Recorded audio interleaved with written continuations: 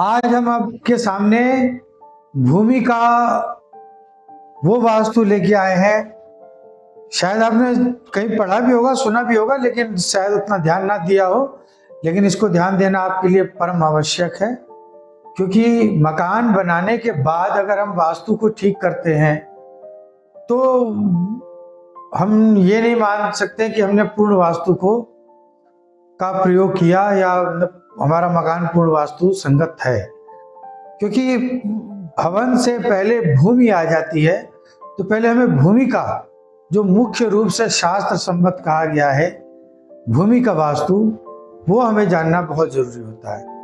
तो सबसे पहले भूमि के वास्तु में हम मिट्टी की जांच करते हैं। मिट्टी की जांच सबसे पहले, आप जब भी जमीन खरीदने जाएं तो हमेशा एक बात को ध्यान, 2-3 बातों का, छोटे छोटे, मैं बहुत सारा लंबा नहीं बता रहा, छोटी छोटी बातों का ध्यान रखें कि कभी भी जिस भूमि को आप खरीदने जा रहे हैं, पहली बात तो वो उत्तर दिशा से या ईशान कोण से उठी हुई, ज्यादा उठी हुई और दक्षिण दिशा में झुकी हुई ना हो। सबसे पहले मिट्टी, वो मिट्टी आपके लिए हानिकारक होगी। जिस मिट्टी में कांटे वाले पेड़ होंगे जिस भूमि में, वो भी आपके लिए बहुत ज्यादा लाभदायक नहीं होगी। तो ये तो रहा भूमि का। और कोई भी मकान आप बनाते हैं, जो भी भूमि खरीदते हैं, उसके सामने खंडहर नहीं होना चाहिए। किसी भी पूर्ण निर्मित मकान या गिरा हुआ मकान, पूर्ण निर्मित मकान मतलब जो मकान पूरा ना हुआ हो या फिर खंडहर हो, इन सब चीजों का आपको ध्यान रखना पड़ेगा जमीन को खरीदने से पहले। अब आपने जमीन खरीद ली, उसके बाद का हम वास्तु आपको सबसे महत्वपूर्ण वास्तु, भूमि के चयन के बाद भवन निर्माण से पहले जो वास्तु प्रारंभ होता है, आज हम उस वास्तु के विषय में बात करेंगे। भूमि का आपने चयन कर लिया है, अब आपको जो है उस पे भवन का निर्माण करना। तो हमें क्या करना होगा? सबसे महत्वपूर्ण पहलू जो छोड़ देते हैं ब्राह्मण या ज्योतिष भी, सभी को नहीं कहूँगा मैं, ज़्यादातर लोग उतना ध्यान नहीं देते या उतना विस्तृत रूप से पढ़े नहीं होते। तो उसके विषय में मैं ये बात आपसे कहना चाहता हूँ कि देखिए कि भूमि आपने खरीद ली है, मकान बनाना है, तो सबसे पहले प्रश्न आता है कि हम खुदाई को प्रारंभ कहाँ से करें। प्लॉट को कहीं से भी नहीं, ऐसा नहीं कि कहीं से उठाया खोदना शुरू कर दिया। भूमि को पहला फावड़ा लगने से पहले आपको कुछ नियमों का पालन करना है। तो सबसे पहला नियम है, आपको ये देखना है, ये होते हैं वास्तु पुरुष या से सर्प के रूप में भी प्रदर्शित किया गया है ये। अब अगर इसका महत्व क्या है? ये आपके भूमि के रक्षक है, आपके घर में, आपकी भूमि में ऊर्जा बनाए रखेंगे। पैरानॉर्मल एक्टिविटी, भूत प्रेत, टोना टोटका, इन सबसे रक्षा का अगर भूमि की कोई करता है तो वो ये वास्तु पुरुष भी कह सकते हैं इन्हें, और हम इन्हें राहु का प्रतीक भी राहु भी मान सकते हैं। तो ये वो सर्प है जो आपकी भूमि की रक्षा करता है। अब ये भूमि की रक्षा करता है तो इसे हमें जीवित रखना है, इसकी मृत्यु ना हो, तो उसके लिए एक चक्र दिया गया है। वो चक्र ये है। अब आप देखिए कि इसकी मृत्यु ना हो, कोई फावड़ा यहाँ ना लगा दे, फावड़ा यहाँ ना लगा दे, ना यहाँ लगाए। फावड़ा आपको ये देख के लगाना होगा कि रिक्त स्थान, वो एक कोना छोड़ के ही। पहले तो बात आप ध्यान रखिए कि उत्तर दक्षिण पूर्व पश्चिम से कभी भी खुदाई नहीं प्रारंभ करते।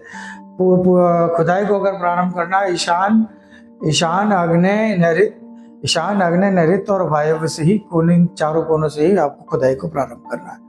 तो सबसे पहले आपको देखना होगा कि ये जो सर्प है, इसकी मृत्यु ना हो, तो वो कैसे ना हो, हम इसको कैसे बचाएं, जो हमारी भूमि का रक्षक है। तो इसको बचाने के लिए एक चक्र दिया गया है।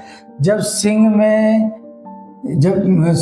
कन्या में और तुला में सूर्य होते हैं, तो सर्प का मुख जो है ईशान कोण में होता है, उसका पेट जो होता है वायव्य कोण में होता है, और उसकी पूछ जो होती है वो नैऋत्य कोण में होती है।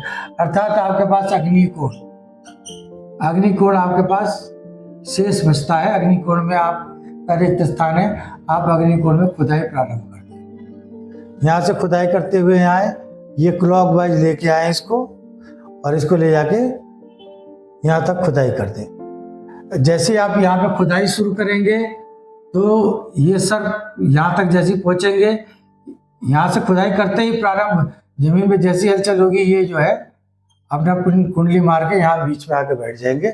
और फिर ये जो है आप अपनी पूरी खुदाई कर लीजिए। जब पूरी खुदाई कर लेंगे, बुनियाद अपनी भर लेंगे, तो फिर ये अपनी अवस्था में उसी तरह से घूमना प्रारंभ कर देंगे। अब आप देखिए कि अगर वृश्चिक राशि में, अब आप देखिए अगर सूर्य वृश्चिक राशि, धनु राशि या मकर राशि में हो तो आपको ध्यान देना होगा कि सर्प का मुख जो है वायव्य में होगा और उसका पेट जो है नैऋत्य में होगा और अग्नि में उसकी पूंछ होगी। तो आप ईशान कोण से खुदाई प्रारंभ कर सकते हैं। अब यहाँ से आप यहाँ तक लेके आइए, यहाँ तक लेके आएंगे, ये सर्प अपने आप कुंडली मार के यहाँ बैठ जाएगा। सर्प आपका भूमि का रक्षक जीवित है। आप कितना ही वास्तु अपने घर में सामान की इधर से उठा पटक करते रहे, रंग बदलते रहे, सब कुछ करते रहे, अगर वास्तु पुरुष की मृत्यु हो चुकी है तो आपका 50% तो घर में वास्तु दोष हमेशा बना ही रहेगा। ये शास्त्रों में लिखा गया है, इसको कोई नहीं काट सकता। आप चाहे तो कोई भी प्राचीन शास्त्रों को उठा के पढ़ेंगे तो उसमें आपको इसके बारे में वर्णन मिल जाएगा। सर्प चक्र का, वास्तु चक्र का वर्णन आपको मिल जाएगा। अब आप देखते हैं तो आप यहाँ से खुदाई करेंगे तो आपका सर्प यहाँ आके बैठ गया, आपकी भूमि जो है सुरक्षित हो गई, जागृत हो गई। अब ये सुप्त अवस्था में रहती है, जब तक ये इस तरह से बैठे भूमि सुप्त अवस्था में, जैसे ही उसमें फावड़ा लगता है वो अपनी क्रिया चालू कर देते हैं और भूमि में ऊर्जा प्रसारित कर देते हैं, वो मतलब चलना प्रारंभ कर देते हैं। तो अब आपको देखना है कि जब अब आपको, या फिर अब आ जाते हैं कुंभ राशि, मीन राशि और मेष राशि में अगर सूर्य होते हैं तो आपका जो है मुख होगा नैऋत्य कोण में, पेट होगा आग्नेय कोण में और ईशान कोण में उसकी पूंछ होगी। तो अब आपके पास कौन सा कोना बचा? वायव्य कोण से आप खुदाई कीजिए, यहाँ से खुदाई कीजिए, प्रारंभ कीजिए और यहाँ तक लेके जाइए। ये सर्प जो है फिर कुंडली मार के यहाँ बैठ जाएगा। तो आपका जो है भूमि सुरक्षित हो गई। कि जब सूर्य जो है वृषभ राशि, मिथुन राशि और कर्क राशि के होते हैं तो सर्प का मुंह अग्नि कोण में होता है और उसकी धड़ जो है वो ईशान कोण में होता है, उसकी पूंछ जो है वायव्य कोण में होती है। अब आप यहाँ से नैऋत्य कोण से खुदाई शुरू करेंगे और ऐसे लेते आएंगे, ऐसे लेते हुए आएंगे, ये सर्प जो है अपनी स्थिति को यहाँ पे बदल के बैठ जाएगा। तो ये इस तरह से रहा कि ये जब भूमि को इस तरह से जब हम भूमि का खनन करने चाहते हैं तो भूमि के खनन करने से पहले हमें इस चक्र का ध्यान रखना आवश्यक है। याद रखिए, अगर ये सर्प की मृत्यु हो जाती है किसी अवस्था से तो आपकी भूमि जो है असुरक्षित हो जाती है। किसी भी गतिविधियों के लिए, टोना टोटका, पैरानॉर्मल एक्टिविटी, कोई भी किसी तरह की, अब पूरी तरह से भूमि जो है वो सुप्त अवस्था में हो जाती है। अगर आपकी कोई भूमि बिक नहीं रही है, सुप्त हो गई है, जागृत करनी है, तभी इस क्रिया का आप प्रयोग कर सकते हैं। आपको ये देखना होगा कि सूर्य किस राशि में है, उसके अनुसार ही आपको जो कोना खाली होगा उस कोने में खुदाई प्रारंभ करनी है और क्लॉकवाइज लेके घुमाते हुए लेके आइएगा और खुदाई करके कुछ ईंटें बुनियाद में डाल दीजिएगा। देखिएगा वो भूमि जल्दी से जल्दी आपकी वो भूमि जागृत हो जाएगी। अब जल्दी से जल्दी वो अगर आपको बहुत कम उसके पैसे मिल रहे हैं तो उसके पैसे भी ज़्यादा मिलने लग जाएंगे, क्योंकि भूमि ऊर्जावान हो जाएगी, लोगों को अपनी तरफ आकर्षित करने लगेगी और जल्दी से जल्दी भवन निर्माण के लिए वो आप लोगों को जो है प्रेरित करेगी। अब इसका इतना बड़ा महत्व है जिसे बहुत छोटे से में नज़रअंदाज कर दिया जाता है, इसको देखते नहीं है ब्राह्मण। तो ये मैं ये नहीं कह सकता कि इससे अनजान है, शायद जल्दबाजी है या कोई ना कोई ऐसा कारण है कि इसको बहुत ज़्यादा वैल्यू नहीं दे रहे, जबकि शास्त्र ने इसको बहुत ज़्यादा जोर दे के कहा है कि इस पे आपको ध्यान रखना है। अब आप के सामने प्रश्न आता है कि खुदाई के लिए कौन सा अच्छा मुहूर्त है। तो मूल नक्षत्र अश्लेषा, पूर्व फाल्गुनी, पूर्वाषाढ़ा, पूर्व भाद्रपद, विशाखा, भरणी, कृतिका, ये नक्षत्र जो है अधोमुख नक्षत्र कहे जाते हैं। अधोमुख नक्षत्र, इन नक्षत्रों में आप किसी पोखरे की खुदाई करनी हो, सुरंग की खुदाई करनी हो, खजाने की खुदाई करनी हो, कोई भी गहरी खुदाई, बड़ी खुदाई करनी हो, चाहे भूमि की ही खुदाई क्यों ना, कोई भी खुदाई करनी होती है अधोमुख नक्षत्र में की जाती है। इस नक्षत्र में आप निश्चिंत होकर इस नक्षत्र में आप खुदाई प्रारंभ कर सकते हैं। ये इसके लिए मुहूर्त की कोई आवश्यकता नहीं है, बस ये नक्षत्र होना चाहिए और इस चक्र का आपको ध्यान रखना चाहिए। आप भूमि का खनन प्रारंभ कर सकते हैं। वैसे तो भूमि के लिए सबसे अच्छा महीना बताया गया है फाल्गुन मास और कार्तिक मास, 2 महीने ऐसे हैं जो भूमि खनन के लिए श्रेष्ठ बताए गए हैं, भूमि खनन प्रारंभ करने के लिए श्रेष्ठ बताए गए हैं। अब हम आ जाते हैं दिन में, आते हैं सोमवार, बुधवार, गुरुवार, शुक्रवार, चंद्रबल, ताराबल। सोमवार ठीक अच्छा दिन है, बुधवार अच्छा दिन है, गुरुवार दिन अच्छा दिन है, शुक्रवार अच्छा दिन है। मंगल का दिन जो होता है, मंगल के दिन शास्त्र ने कहा है कि इस दिन किसी भी हाल में, मंगल के दिन 1 इंच 1 सेंटीमीटर भी जमीन नहीं खोदी, नखून के बराबर भी जमीन को नहीं खुरदना चाहिए। मंगल अनिष्ट करते हैं, धन की हानि और शरीर की हानि करते हैं, इसलिए मंगलवार के दिन कभी भूमि का खनन नहीं करना चाहिए। अब आपको देखना है कि चंद्रबल, चंद्रमा उस दिन केंद्र में हो, बलवान हो, बृहस्पति अपने मित्र ग्रह के साथ हो। ताराबल यानी कि मूल त्रिकोण हो, ग्रह केंद्र में शुभ ग्रह हो, त्रिकोण में त्रिकोण बलवान हो, ऐसी अवस्था में आपको भूमि का खनन करना चाहिए। अब आपके सामने एक समस्या आएगी, आप सोच रहे होंगे कि पहले मैं एक चीज बता देना चाह रहा हूं आपको कि वास्तु पुरुष का मुख जहां हो वहीं पे हमें गेट का निर्माण करना चाहिए। अब आपके पास यहाँ सड़क नहीं है तो आप यहाँ गेट कैसे बनाएंगे, तो मुश्किल हो जाएगा। अब आपने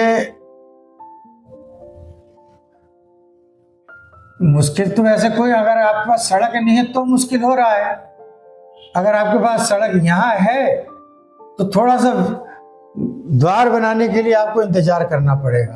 अगर यहाँ है सड़क, यहाँ गई है, यहाँ सड़क गई है, यहाँ गई है, यहाँ गई है, ये सड़क है अगर आपके सामने, तो आपको एक चीज को ध्यान रखना पड़ेगा, यहाँ है तो यहाँ भी सड़क, यहाँ भी आप बना सकते हैं द्वार।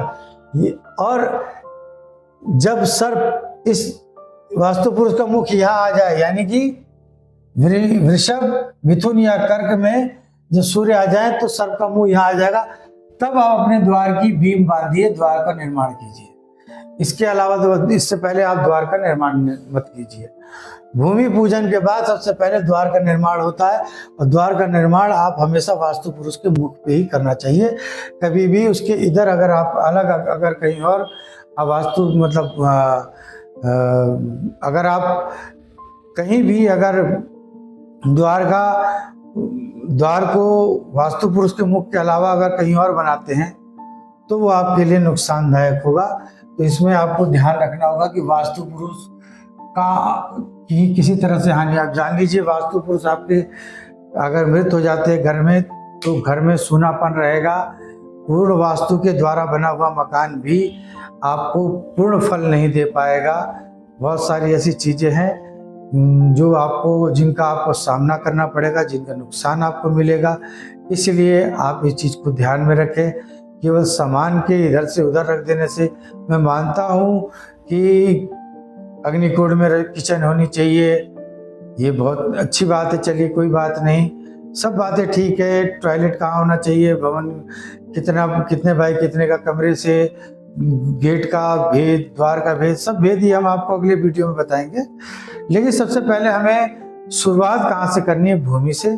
तो भूमि की शुरुआत करने से पहले हमें एक चीज को ध्यान रखना होगा कि भूमि का जब खनन प्रारंभ करें तो इस चक्र का अवश्य ही ध्यान रखें। इस चक्र का ध्यान रखेंगे तो आपके घर में धन धान्य सब चीज की पूर्ति होगी, सब चीज की आपको प्राप्ति होगी।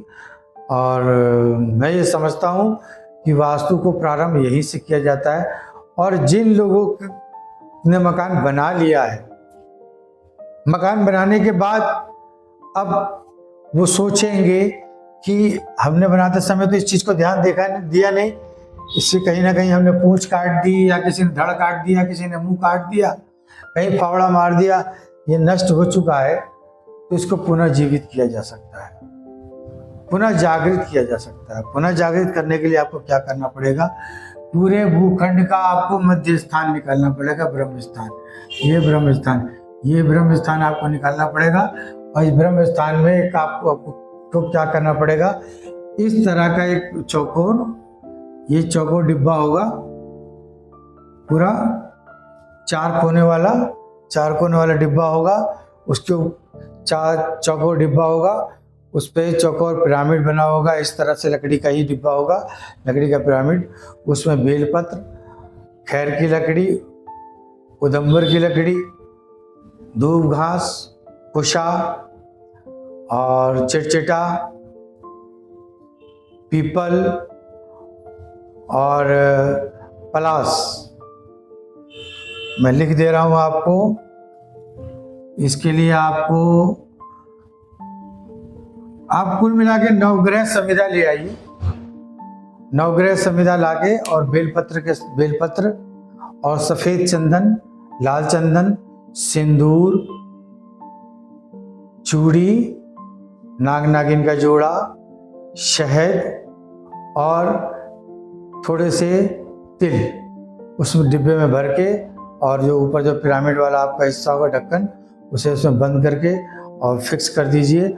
और उसे 1.25 हाथ गड्ढा खोद के अपने नाभि स्थान पे, भूमि के नाभि स्थान पे दबा के वास्तु पुरुष का पूजन कीजिए। वास्तुमंडल का चक्र की स्थापना को बना के वहाँ पे वास्तु देव की पूजन कीजिए। तो जो भी एनर्जी होगी वो इसमें समा जाएगी बॉक्स में, और आपको जो है पूर्ण रूप से वास्तु आपकी जो है घर में जागृत हो जाएंगे। और फिर से आपके जमीन में एक रौनक आ जाएगी और काफ़ी आपको लाभ मिलेगा। उसके बाद घर का इंटीरियर वास्तु जो है आप उस पर ध्यान दीजिए। तो हम आपको शुरू से लेकर वास्तु में चल रहे हैं, लेकिन एक बात मैं आपसे कहना चाह रहा हूँ कि वास्तुविद और ज्योतिष जो जानता है वही वास्तु का सही अध्ययन कर सकता है। वास्तु का अध्ययन करने के लिए ज्योतिष का अध्ययन करना बहुत आवश्यक है। केवल वास्तु शास्त्र की किताबें पढ़ के कोई ज्योतिष नहीं बन सकता, क्योंकि हर जगह आपको ग्रहों से पाला पड़ना है। मुहूर्त नक्षत्र, ग्रहों का स्थान, घर में रहने वाले लोगों का स्थान, सबका स्थान, ये जितनी भी है सब ये ग्रह ही बताएंगे कि कौन सी जगह कहाँ होती है। वैज्ञानिक आधार पे हमने एक स्ट्रक्चर खड़ा कर सकते हैं, वो वैज्ञानिक आधार होगा। लेकिन धार्मिक, एक आध्यात्मिक, स्पिरिचुअलिटी जो होती है, स्पिरिचुअल बनना, घर में एक आध्यात्मिक अनुभूति होना, मन में प्रसन्नता का होना, उसके लिए आपकी भूमि का जागृत होना अनिवार्य है। तो ये बहुत महत्वपूर्ण हिस्सा है, इसे नज़रअंदाज मत कीजिएगा। जब भी आप भवन बनाने जाएं तो इसका ध्यान रखें। और बना लिया है तो दूसरा वाला पार्ट जो मैंने बताया आपको, उस पर ध्यान रखिएगा। मैंने आपको वीडियो में बता ही दिया है। आप वो चीज़ें ला के इसमें भर के और इससे पुनः वास्तु पुरुष का आवाहन करके उसे जागृत कर सकते हैं। तो ये तो रहा आपका भूमि का वास्तु। अब भवन का वास्तु हम अगली वीडियो में आपसे शेयर करेंगे। तो भूमि के इस वास्तु को आप, इसमें वैसे तो बहुत चीजें हैं, ब्राह्मण वर्णीय मिट्टी, वैश्य वर्णीय, ब्राह्मण वर्णीय मिट्टी, क्षत्रिय वर्णीय मिट्टी, वैश्य वर्णीय मिट्टी, शूद्र वर्णीय मिट्टी। अब जो है, अब ये बहुत कुछ, इतना इतना में आप जाएंगे तो बहुत दिक्कत हो जाएगी। इसके लिए तो आपको जो है भूमि की अपनी फोटो, मतलब भूमि की जांच कराना, सब कुछ, बहुत सारे नियम हो जाएंगे। लेकिन उतना आप अगर नहीं कर पाते तो कम से कम इतना तो आपके लिए संभव है कर पाना। इतना ही अगर इस चक्र का ध्यान कर लेंगे आप, तो आपके आधे से ज़्यादा समस्याएं दूर हो जाएंगी। ये वास्तु में सर्वप्रथम की क्रिया है जिसे करना बहुत अनिवार्य है। और अब आप जब ये कर लेते हैं, खुदाई पूरा प्रारंभ कर लेते हैं, खुदाई हो जाती है, बुनियाद आपकी नींव बन के तैयार हो जाती है, तो मध्य स्थान में यहाँ पे दो, आप कहीं भी किसी जगह थोड़ा सा गड्ढा खोद के उसमें सरसों का बीज या जौ या तिल का बीज आप बो दीजिए। वो 2 दिन में 3 दिन में अंकुरित हो जाएगा। तो समझ लीजिए आपके लिए भूमि बनाने के लिए अब आज्ञा मिल गई है, आप अपना भवन बनाने के लिए आज्ञा मिल गई है। अब आप अपना भवन बना सकते हैं, निर्माण कर सकते हैं। तो ये तो रहा भूमि का वास्तु, भुवन दीपक। और बहुत सारे ऐसे ग्रंथ हैं जो इनके बारे में ऋषि अभय कात्यायन ने विश्वकर्मा प्रकाश में भी इसके बारे में वर्णन किया है, अथर्ववेद से भी लिया गया है। इसमें से बहुत सारी चीज़ें, वास्तु एक ही जगह नहीं है, ऋग्वेद में भी इसका कहीं ना कहीं प्रकरण आता है। अथर्ववेद तो मूल रूप से लिए ही उसी से गया है ये। तो आप सबको ध्यान में रखते हुए इसलिए आप हमारे साथ जुड़े रहिए। हम आपको अब वास्तु और ज्योतिष के दोनों के समागम को लेके और भी बहुत सारी ऐसी रोचक तथ्य लेके आपके सामने आएंगे, जिससे आप अपने जीवन में परिवर्तन, अच्छा जीवन में परिवर्तन कर सकते हैं, खुशहाली ला सकते हैं और बहुत सस्ते उपचार करके आप अपना जीवन सुखी बना सकते हैं। तो मैं आपसे यही अनुरोध करूंगा कि आप हमारे साथ बने रहें और जो है सनातन की जो विद्याएं हैं उनको आगे समाज के सामने लाने में हमारी मदद कीजिए। समाज में हम जो आडंबर फैले हुए हैं, सभी को नहीं करता, लेकिन बहुत सारे ऐसे लोग हैं जो आपको दिग्भ्रमित कर सकते हैं। तो हम उनके विषय में भी आप हमसे डाल के हमारे व्हाट्सएप नंबर पे या इस वीडियो से संबंधित अगर कोई भी आपके सामने समस्या हो, तो वास्तु से संबंधित कोई भी समस्या हो, तो हमारे कमेंट बॉक्स में आप डाल सकते हैं। हमारे व्हाट्सएप नंबर पे आप अपनी समस्या को रखकर फ्री ऑफ कॉस्ट चैट कर सकते हैं। ये आपके लिए है और आप हमारे साथ सहयोग करें। राधे राधे। हमारे चैनल को सब्सक्राइब कीजिए और सनातन को आगे बढ़ाइए, शास्त्रों को आगे बढ़ाइए, ताकि सनातन भी जो है अपनी प्रतिभा को समाज के सामने प्रस्तुत कर सके। समाज के सामने हमारी प्रतिभाएं क्यों, हमारी शास्त्रीय प्रतिभाएं क्यों लुप्त होती जा रही हैं? क्योंकि हमने अलग साधनों का उपयोग करना शुरू कर दिया, त्वरित लाभ वाले साधनों का प्रयोग करना शुरू कर दिया। इसमें भी त्वरित लाभ है, लेकिन आप इसको आजमा के देखिए। राधे राधे।